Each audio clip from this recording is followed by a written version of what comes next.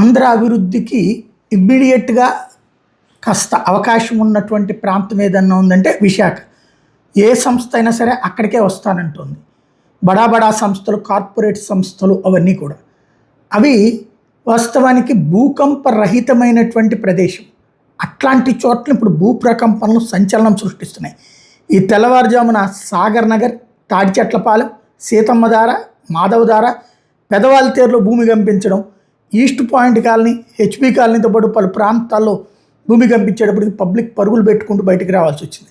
4.5గా Richter scale మీద నమోదవడం చాలా ఆందోళనకరమైనటువంటిది. ఎందుకంటే ఇప్పుడు హైదరాబాద్కి, బెంగళూరుకి, చెన్నైకి ఎందుకు సాఫ్ట్వేర్ కంపెనీలు కానీ బడా కంపెనీలు వస్తాయంటే అది వరదల ప్రాబ్లం లేదు, భూకంపాల ప్రాబ్లం లేదు, అందుకోసమే వస్తుంటాయి. ఇప్పుడు ఫర్ ఎగ్జాంపుల్ రేపు గూగుల్ డేటా సెంటర్ పెట్టాలి.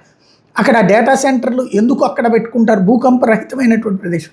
అట్లాంటి చోట్ల భూప్రకంపనలు రావడానికి, అది కూడా ఇప్పుడు రావడానికి కారణం ఏంటి అన్నటువంటిది అర్జెంటుగా సైంటిస్టులతో ముందు చెక్ చేయించాలి. చాలా ప్రమాదకరమైనటువంటి సంకేతం, ఆందోళనకరమైనటువంటి సంకేతం. పబ్లిక్ అయితే ఆ టైంలో ఒక్కసారిగా ప్యానిక్ అయ్యారు.